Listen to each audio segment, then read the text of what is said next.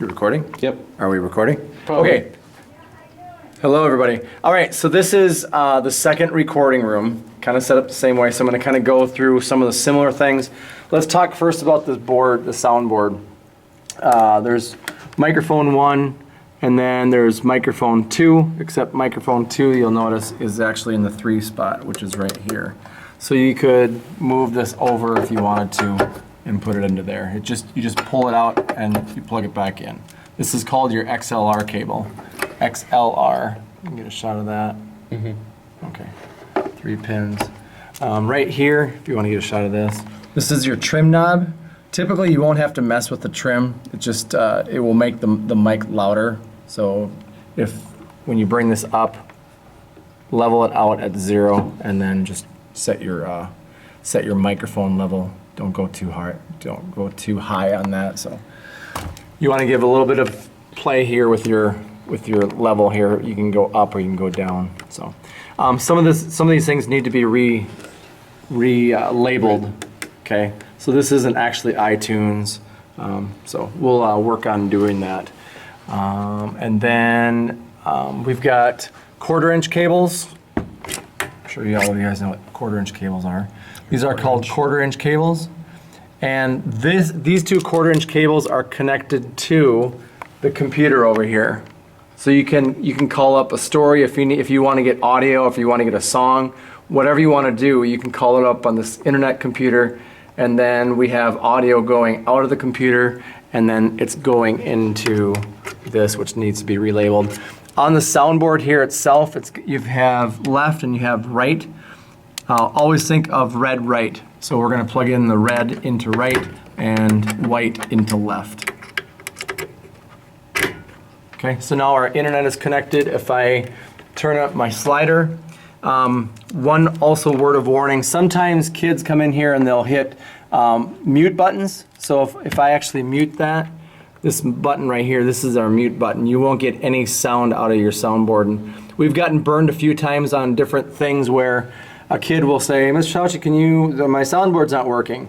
And it's one of 2 things. Either the mute button is pushed, so always have that out, or else they haven't turned the soundboard on, which is, there's two power switches back here. There's one main power, and then there's one phantom power. Phantom power gives the microphone power from the board. So the board is actually sending power to the microphone. So both of these have to be flipped in the up position.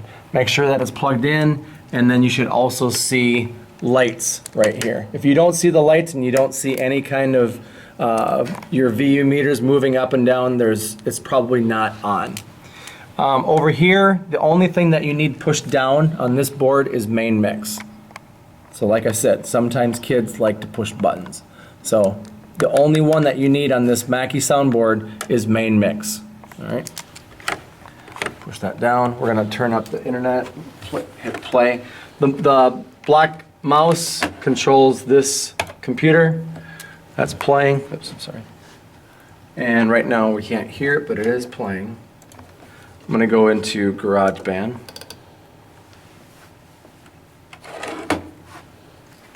We're going to put the microphone aside for now. Going to go to New Music Project.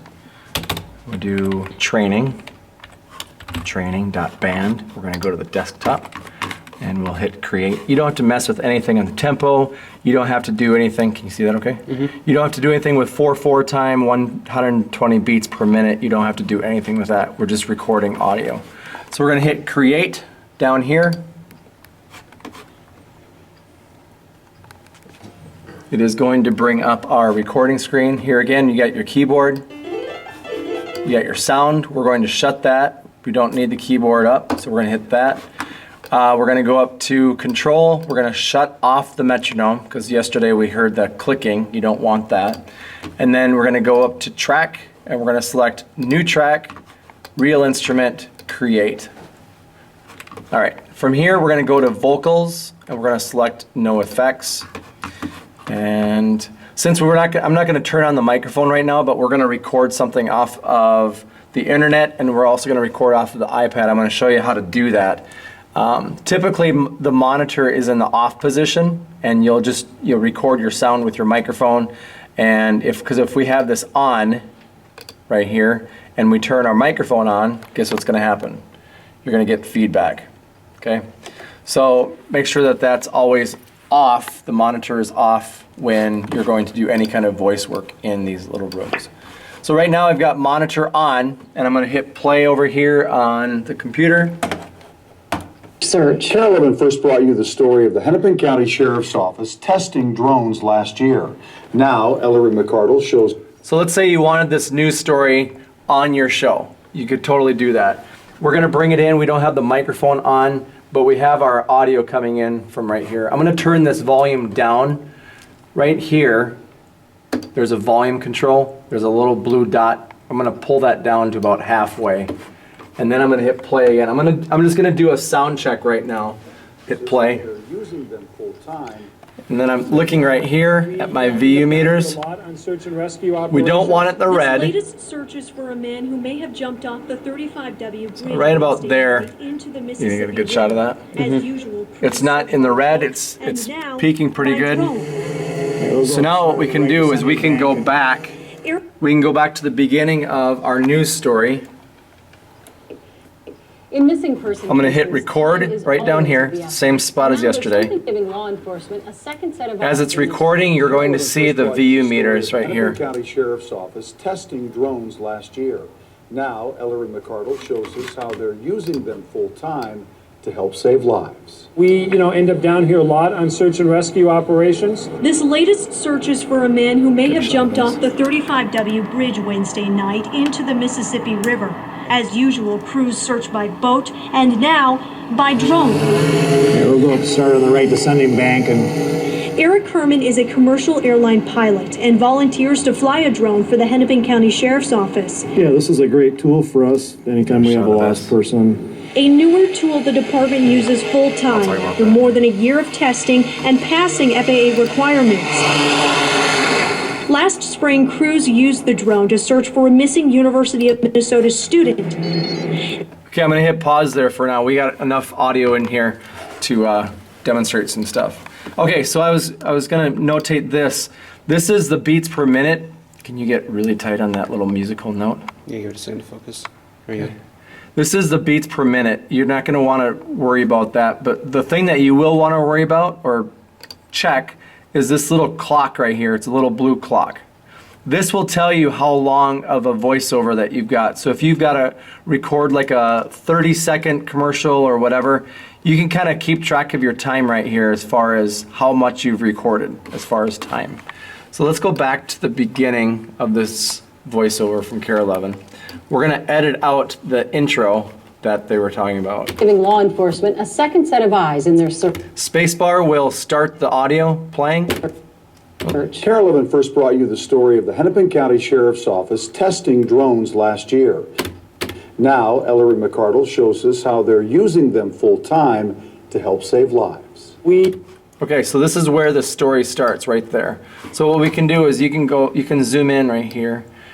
We can pull this to the right, and what it will do is it's going to expand out this little track right here. So you can start see where the audio starts. It's right there. Right there. This is where we want the cut to happen. So I'm going to actually click on the track here. Notice how it turns purple. I'm going to go up to edit and I'm going to select split. And it makes a little cut right there. I'm going to pull this over. And now this is the intro from Randy and from Julie inside the studio. I don't need that. And we can erase that and then we can pull this over.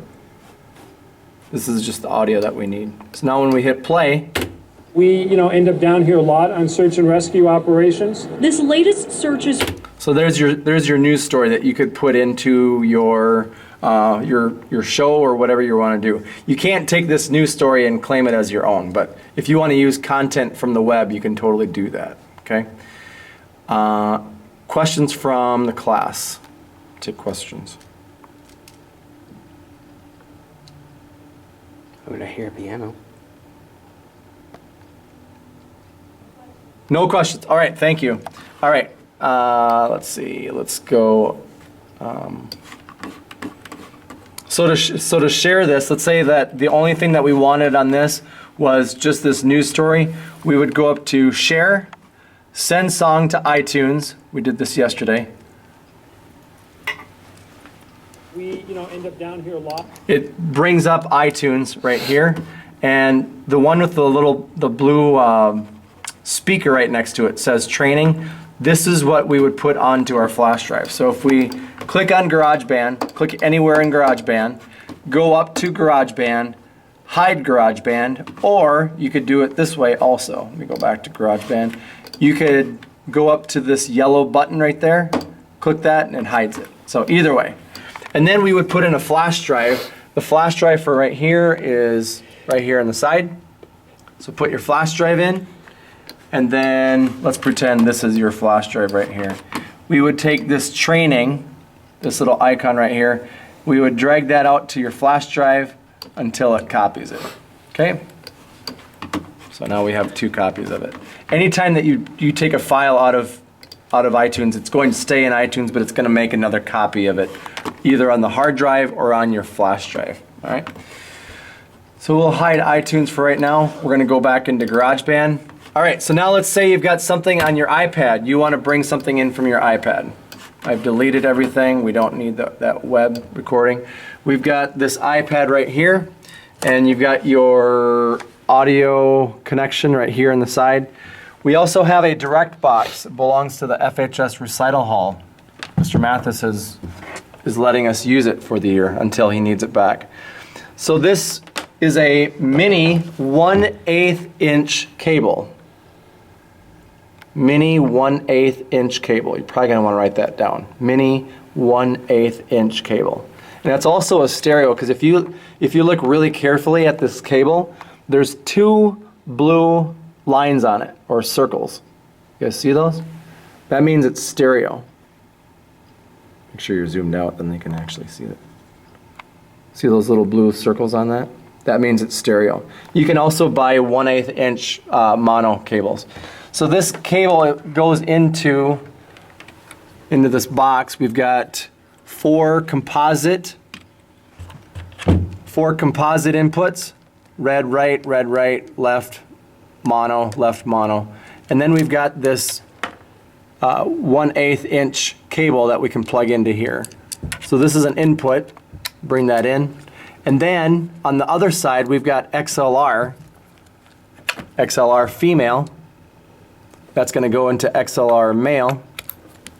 Make sure that makes a tight connection. Usually you don't have to mess with this because it's just here, unless Mr. Mathis brings it back or something like that and we need to reconnect it. So just so that you know this is here. Then you got your 1/8 inch cable. We're going to connect it to our iPad. Also make sure that your volume is up on your iPad. We've had students call us in, hey, Mr. Tauchi, my sound doesn't work. It's not recording my iPad sound. And the first thing that I check is I check the volume level on the iPad, and typically they have the volume completely down. Or sometimes my iPad will do this. I plug in my headphones when I watch a movie, and it will automatically take the volume down to nothing, or it will bring it all the way up. So it's kind of screwy how that works. We'll hit play here. So we've got our audio playing. Our iTunes is going into, actually it's this one right here, I think. Let's try this.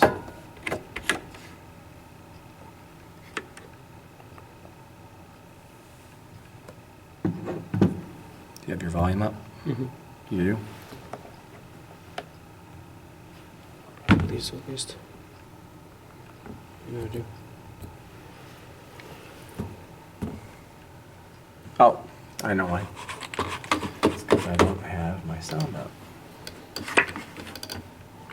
Let's go into track. Let's go to new track. Real instrument. Create. It will monitor always default to off. Turn that to on. Okay, so there's our audio. So we can bring it if you want to. You and a co-DJ want to do a show in here. You would just have to get another microphone, get an XLR cable, and you can plug it into any one of these XLR inputs, and then you'd have that second microphone. Right now, this XLR is coming out of the direct box. Everybody say direct box. Thank you. All right, so we've got our XLR coming in, and if you listen really carefully, put the camera right down by the speaker. Okay. You can kind of hear a buzzing noise, and sometimes the iPad will give off that sound. So if I take the trim down, it gets rid of that sound. So let's check the volume level of the iPad. So right now I have the level cranked all the way up. And if I look at my level right here, you can see that it's not moving at all. So if we turn our volume up on the iPad, All the way up. the iPad level is completely cranked all the way up. So what we're going to do is we're going to come back over here to trim, and we're going to adjust the trim until we get this, until this starts to register some sound. Okay, trim, show the trim.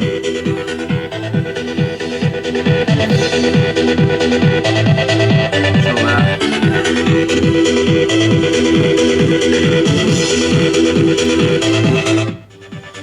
We'll bring the volume down a little bit here.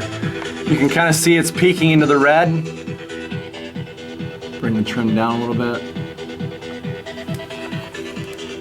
So if we hit record, we're recording. Here's your waveforms. Here's your time, right down here.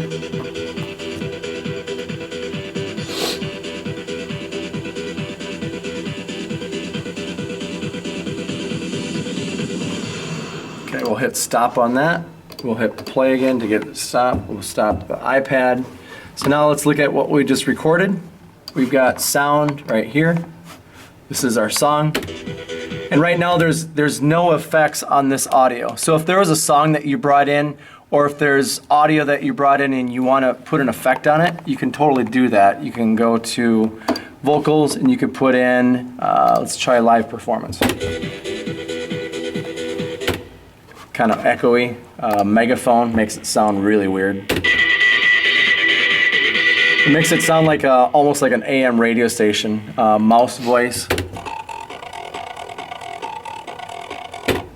Deeper vocals.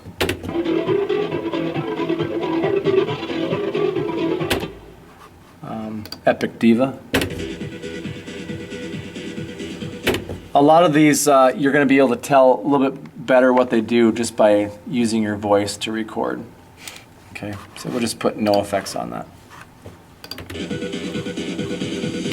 And then if you wanted to export that, you'd go up to Share, Exporting, Send Song to iTunes, and then you'd put it on your flash drive. Okay.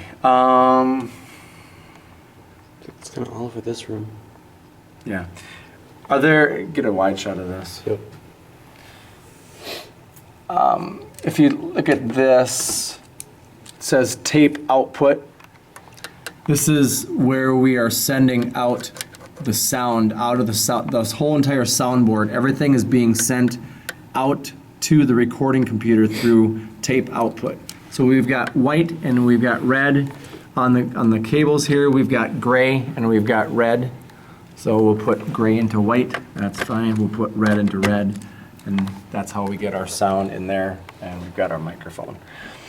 So make sure that you always have audio coming out of that. There is a headphone jack here. If you do want to plug in headphones, you don't have to. The most important thing is just to, when you're recording sound with your microphone, that you're watching this level here. You're not getting into the red and you're not just barely peaking anything. You want to have it like reaching up to that little white dot. So right now my monitor is on, and I can hear my voice. So anytime I'm going to do voice work in here, make sure that monitor is off. Okay, this level right here in the microphone, that's fine right there. You want it in between 1/2 and 3/4. And if we wanted to add any kind of voice in here, I would keep the music just on its own. We're going to put no effects here. And let's go track, new track, real instrument, because this soundboard right here is a real instrument. We will hit create, and now we've got a track to record voice, and we can do that by talking to the microphone, and then you can build whatever you want. Try to also limit these rooms, these 2 rooms, just for recording your raw audio, because we've got however many kids we've got in this class, and they all have to record copy that you guys write for your commercials and for your PSAs and things like that. So try to keep these rooms just for production and recording.